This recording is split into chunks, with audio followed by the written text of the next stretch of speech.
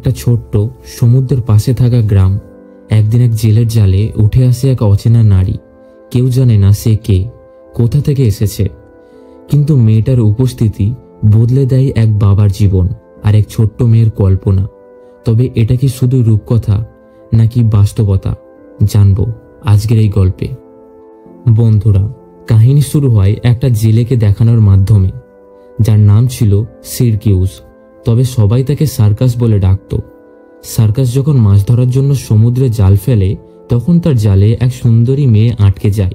তাকে দেখে সার্কাস ভীষণ অবাক হয়ে যায়। সে মেয়েটির কাছে গিয়ে দেখতে পায় যে মেয়েটি এখনো বেঁচে আছে, কিন্তু পানি লাগার কারণে তার ফুসফুসে পানি ঢুকে গিয়েছে। তাই সার্কাস তাকে চেতনায় ফিরিয়ে আনার চেষ্টা করে। একটা পর্যায়ে তার জ্ঞান ফেরে। সার্কাস সেই মেয়েটির নাম ও ঠিকানা জানার চেষ্টা করে, কিন্তু মেয়ে বলে, আমার কিছুই মনে নেই। মেয়েটার অবস্থা খুবই খারাপ ছিল, এজন্য সার্কাস তাকে হাসপাতালে নিয়ে যেতে চায়, কিন্তু মেয়ে তা মানতে চায় না। আরো জোর দিলে সে পানিতে ঝাঁপ দিতে শুরু করে। আর এটা দেখে সার্কাস এটা ঠিক করে যে তাকে হাসপাতালে নিয়ে যাবে না। মেয়েটি কাউকে দেখতেও চাইছিল না, তাই সার্কাস সিদ্ধান্ত নেয় তাকে তার মায়ের পুরনো বাড়িতে নিয়ে যাবে। তার মা প্রায় 2 বছর আগে মারা গেছে। এখন ওই বাড়িতে আর কেউ থাকে না, আর আশেপাশেও খুব একটা বাড়ি নেই। সার্কাস মেয়েটাকে ওখানেই নিয়ে যায় এবং নিজের লাঞ্চের কিছুটা অংশ তাকে খেতে দেয়। সার্কাস একটু দেরিতে পৌঁছায় বলে তার স্ত্রী মোরা তার উপর অনেকটা রেগে যায়। আমরা দেখতে পাই মোরা একটু রাগী স্বভাবের, মূলত তাদের ডিভোর্সও মনে হয়ে গেছে। সার্কাসে একটা মেয়েও আছে যার নাম অ্যানি। সার্কাস অ্যানিকে নিয়ে ডাক্তারের কাছে দেখাতে নিয়ে যাওয়ার কথা ছিল, কারণ অ্যানির কিডনি খারাপ ছিল ও ট্রান্সপ্ল্যান্টের প্রয়োজন আছে, কিন্তু এখনো পর্যন্ত কোনো ডোনার পাওয়া যায়নি। যতক্ষণ না ডোনার পাওয়া যায় ততক্ষণ ডায়ালাইসিস নামক একটা জিনিস তাদেরকে ব্যবহার করতে হয়। তাই সার্কাস আজ অ্যানিকে নিয়ে হাসপাতালে যায়। যদিও দেরিতে পৌঁছানোর কারণে ডাক্তাররা প্রথমে ডায়ালাইসিস দিতে চায় না, কিন্তু পরে রাজি হয়ে যায়। ডায়ালাইসিস চলার সময় অ্যানি সার্কাসকে নিজের একটা গল্প শোনাতে বলে। সেই মুহূর্তে সার্কাস নিজের কাহিনী শোনাতে শুরু করে। সে বলে, একজন জেলের জালে একটা সুন্দরী মেয়ে আটকে যায়। তখন অ্যানি জিজ্ঞাসা করে, ও সেই মেয়ে কি ছিল সালকি? আসলে সালকি চিলড্রেন্স নোভেলের একটি চরিত্র, যেমন আমাদের ঠাকুমার ঝুলি, যে নিজের জগৎ থেকে এখানে মানুষের মধ্যে প্রবেশ করে। যদি সালকি তার কোট মাটির নিচে দফন করে দেয়, তবে সে এই পৃথিবীতে 7 বছর থাকতে পারে। এনির এই সালকি নামক যে চরিত্রটা আছে, এর উপর অনেক বিশ্বাস ছিল, তাই সে সার্কাসের এই গল্পটা খুবই মনোযোগ দিয়ে শুনতেছিল। কিন্তু তার এই গল্পটা তো অসম্পূর্ণ, তাই অ্যানি উদাস হয়ে পড়ে। আজ এক নার্স অ্যানিকে একটা মোটর চালিত হুইল চেয়ার দেয়। এটা দেখে অ্যানি অনেক খুশি হয়ে ওঠে।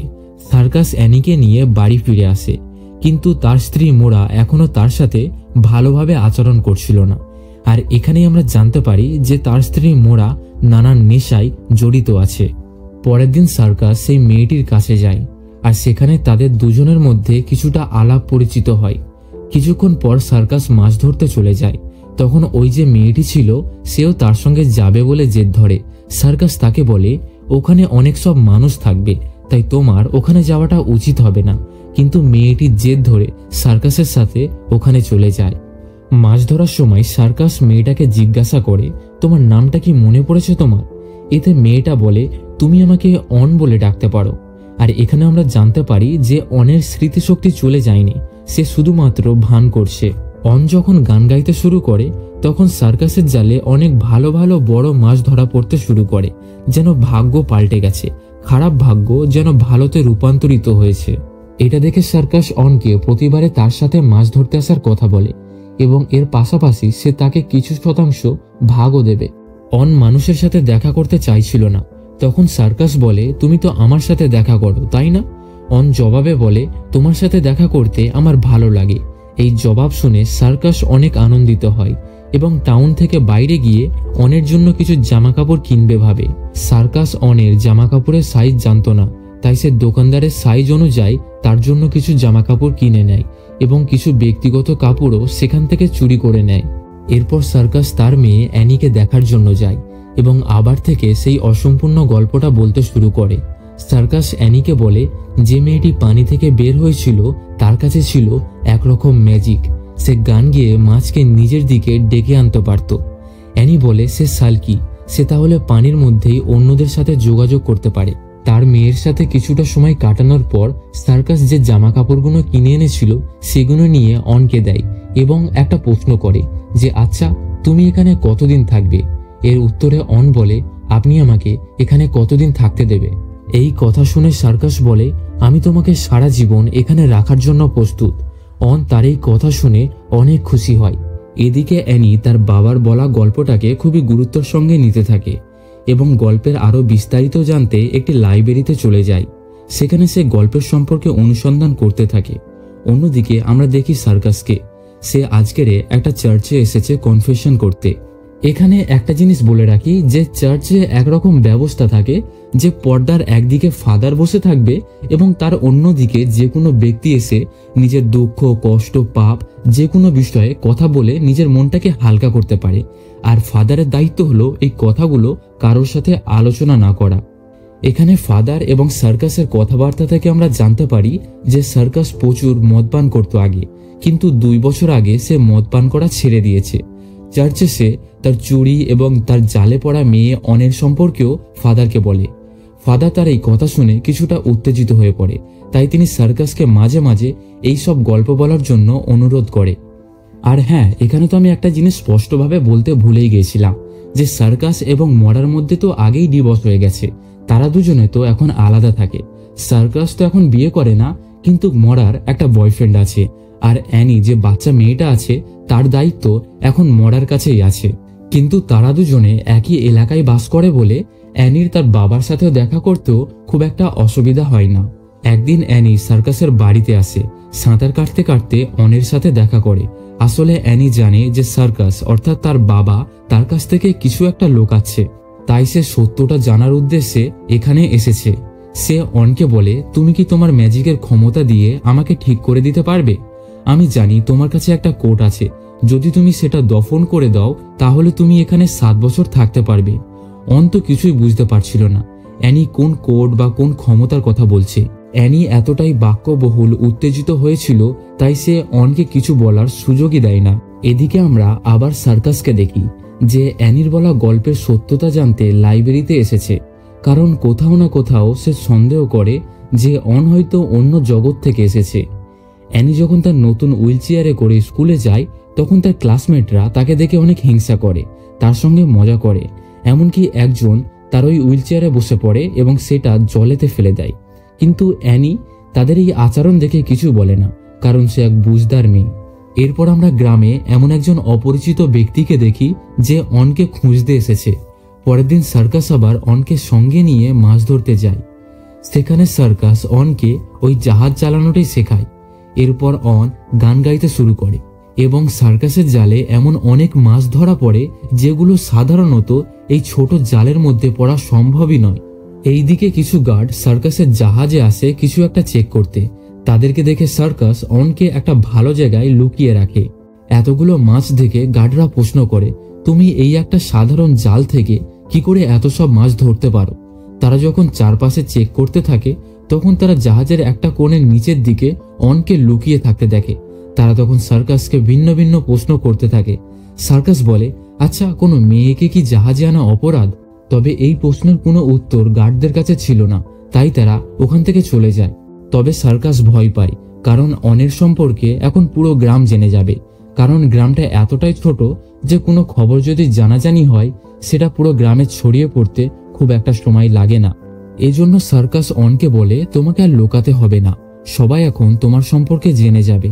এরপর অন নিজেও সবার সামনে উঠে আসে। তার একটু অদ্ভুত লাগছিল, ভয়ও করছিল। সকল মানুষের দৃষ্টি তার উপরে। সে মনে করেছিল যে তাকে দেখতে খুব একটা ভালো না, কিন্তু সার্কাস তার প্রশংসা করে, যে বলে তাকে দেখতে খুবই ভালো। এরপর তারা পুরো গ্রাম ঘুরে দেখতে থাকে এবং তাদের এই ঘোরার সময় সার্কাসের মেয়ে অ্যানিও তাদের সাথে যোগ দেয়। পরবর্তীতে অন তাদের সাথে একটি দোকানে যায়, কারণ সার্কাস যে জামা কাপড়গুলি তার জন্য এনেছিল সেগুলো তার গায়ে ঠিকমতো হচ্ছিল না। তাই অন তাদের সাথে গিয়ে নিজের পছন্দের মতো কিছু জামা কাপড় কিনে নেয়। অ্যানির এমনটা ধারণা হয় যে অনের জগতের লোকেরা ভালো কাপড় পরিধান করে, অর্থাৎ অ্যানি অনকে অন্য জগতের এক সৃষ্টির মতো মনে করছে। একদিন যখন অ্যানি অনের সাথে ছিল তখন অন অ্যানিকে সাঁতার কাটানো শেখায়। সেখানে তারা একটা জালের মধ্যে কিছু জিনিস খুঁজে পায়। অ্যানি মনে করে এটা হলো অনের কোট, তাই সে অনকে বলে, চলো এটা আমরা মাটির মধ্যে পুঁতে দিই, তাহলে তুমি এই জগতে 7 বছর থাকতে পারবে। অন অ্যানির কথা কিছুই বুঝতে পারছিল না, তবুও সে তার কথার মতো ওই জিনিসটা মাটির মধ্যে পুঁতে দেয়। অ্যানি অনের কাছে তার পরিবারের কথা জিজ্ঞাসা করে, আর এখানে আমাদের জানানো হয় সেই যে অচেনা ব্যক্তিটি এই গ্রামে এসেছে সে হলো অনের হাজবেন্ড। একদিন গ্রামে একটা ছোট ফাংশন অনুষ্ঠিত হয় যাতে অনের হাজবেন্ডও উপস্থিত থাকে। অ্যানি অনের ম্যাজিক ক্ষমতা দেখবে বলে পানিতে ঝাঁপ দেয়, এটা ভেবে যে অন তার ম্যাজিক ক্ষমতা দিয়ে তাকে বাঁচিয়ে নেবে। কিন্তু অন দ্রুত গিয়ে একটা সাধারণ মানুষের মতো পানিতে ঝাঁপ দিয়ে অ্যানিকে বাঁচায়। আর অনের হাজবেন্ড তার এই পরিস্থিতি দেখে ফেলে। সার্কাস যখন অ্যানিকে বাড়িতে নিয়ে আসে তখন মোরা তার উপরে অনেকটা রেগে থাকে, কারণ মোরা মনে করে সার্কাস অনের কারণে অ্যানির দিকে যথেষ্ট মনোযোগ দিচ্ছে না। এরপর অন ও সার্কাস বাড়িতে ফিরে আসে এবং অন সার্কাসকে জিজ্ঞাসা করে, তোমার নাম তো সার্কিউস, তবে সবাই তোমাকে সার্কাস বলে কেন ডাকে? সার্কাস বলে, আগে আমি সার্কাসে কাজ করতাম তাই, কিন্তু পরে আমি সার্কাসে কাজ করা ছেড়ে দিই এবং সাথে মদ পান করাও। অনের প্রশ্নে সার্কাস তখন তার পুরনো গল্প শোনায়। একদিন আমি ও মোরা অনেক মদ খেয়েছিলাম আর অ্যানি মাটিতে বেহুঁশ হয়ে পড়েছিল, তাই আমি অ্যানির যত্ন রাখার জন্য মদ খাওয়া ছেড়ে দিই। আমি একজন সাধারণ জেলে, তাই ডিভোর্সের পরে অ্যানির দেখাশোনার দায়িত্ব গিয়ে পড়ে তার মায়ের কাছে। এরপর তারা দুজনে আবেগে একে অপরকে জড়িয়ে ধরে। একটা পর্যায়ে তারা ইন্টিমেট হয়। এদিকে অনের স্বামী অনের ব্যাপারে জানতে সার্কাসের কাছে এসেছে, তবে সার্কাস কিছুই বলে না, তাই সে সোজা বাড়ি চলে যায়। এদিকে অ্যানি বাড়ির পেছনের দরজা থেকে পালিয়ে যায়। এরপর সার্কাস অনের সাথে দেখা করে। অন নিজের মনের একটা ইচ্ছা প্রকাশ করে যে কতই না ভালো হতো যদি সে অ্যানিকে সুস্থ করতে পারত। এদিকে মোরা তার বয়ফ্রেন্ড এবং অ্যানি একটা গাড়িতে করে বাড়ি ফিরছিল, কিন্তু মদ পান করে থাকার কারণে তাদের গাড়িটা একটা দুর্ঘটনায় অ্যাক্সিডেন্ট হয়। বয়ফ্রেন্ডের মৃত্যু ঘটে, তবে অ্যানি এবং মোরা উভয়ে একটা হাসপাতালে ভর্তি হয়। এ ব্যাপারে জানতে পেরে অন এবং সার্কাস দ্রুত ওই হাসপাতালে চলে আসে। মোরার যে বয়ফ্রেন্ড ছিল তার কিডনিটা অ্যানির সাথে মিল পাওয়া যায়, তাই ওই কিডনিটা অ্যানি পেয়ে যায় এবং এভাবেই অনের ইচ্ছাটা পূর্ণ হয়। পরের দিন মোরা নিজের পুরো পরিস্থিতির দায় নিজের ঘাড়ে নিয়ে নেয় এবং সার্কাসকে অ্যানির দায়িত্ব দিয়ে দেয়, কিন্তু বলে তোমাকে অবশ্যই অনের থেকে দূরে থাকতে হবে। সার্কাস অনিচ্ছাকৃত হলেও নিজের মেয়ের কথা ভেবে মোরার কথা মেনে নেয় এবং রাতেই অনকে ওখানে ছেড়ে দেয় যেখানে তার সাথে প্রথম দেখা হয়েছিল। কিন্তু সকালে ফাদার সার্কাসের এমন দুঃখের অবস্থা জানতে পেরে সার্কাসকে আদেশ দেয় অনকে ফিরিয়ে আনার এবং সার্কাসও অনকে খুঁজতে বার হয়ে পড়ে। একটা পর্যায়ে তাকে খুঁজে পায় এবং এখানেই আমরা অনের সম্পূর্ণ অতীতের সম্পর্কে জানতে পারি। অন নাকি রোমানিয়ায় একটা দাসী ছিল। একটা গ্যাংস্টার তাদের সাহায্যে ড্রাগস পাচার করত। একদিন তাকে এবং তার স্বামীকে পুলিশরা ঘিরে ফেলে এবং তারা জাহাজ থেকে লাফিয়ে পড়ে। তার স্বামী তার হাতে ওই ড্রাগসের জিনিসটা দিয়ে ওটার হেফাজত করতে বলে, আর এভাবেই অন সার্কাসের জালের মধ্যে আটকা পড়ে। এরপর তারা বাড়িতে ফিরে আসে। এসে দেখে অনের হাজবেন্ড এবং একজন অজানা ব্যক্তি এসে অনকে ধমকি দেয় আর বলে তার ড্রাগসে কোথায় লুকিয়ে রেখেছে। আসলে অন এবং অ্যানি মিলে যে জিনিসটা মাটির নিচে লুকিয়ে রেখেছিল ওটা হলো একরকম ড্রাগস, কিন্তু অন যখন ওটা মাটি থেকে তোলার চেষ্টা করে দেখে ওই জিনিসটা ওখানে নেই। আসলে অ্যানি ওটা ওখান থেকে অন্য কোথাও সরিয়ে রেখেছে যাতে তার কল্পনার মতো অন এই পৃথিবীতে 7 বছর থাকতে পারে। তবে একটা পর্যায়ে অ্যানি বলে দেয় সে ওটা কোথায় লুকিয়ে রেখেছে। তখন অন ওই ড্রাগসটা নিয়ে ওই ড্রাগ ডিলারকে দিয়ে দেয়। আর এই সবকিছু চলাকালীন অন তার হাজবেন্ডকে পানিতে ধাক্কা দিয়ে মেরে ফেলে, কারণ সে একজন খুবই খারাপ ব্যক্তি ছিল। একটা সময় পুলিশ অনকে ধরার জন্য আসে, কারণ সে অন্য দেশের বাসিন্দা ছিল, কিন্তু বুদ্ধি করে সার্কাস অনকে বিয়ে করে নেয়, তাই এখন থেকে সে এই দেশের বাসিন্দা। আর এখানেই অ্যানির স্বপ্নটা পূর্ণ হয়। এখন অন তাদের সাথে 7 বছর নয় সারা জীবনটা থাকতে পারবে। আর গল্পটা এখানেই শেষ হয়। ভিডিওটা ভালো লেগে থাকলে একটা লাইক করবেন, আর এমনই ধরনের ভিডিও দেখার জন্য সামনে আসা ভিডিওতে ক্লিক করুন এবং চ্যানেলটা সাবস্ক্রাইব করে পাশে থাকা বেল আইকনটি দাবাতে ভুলবেন না। দেখা হচ্ছে পরের একটা ভিডিওতে। ভালো থাকবেন।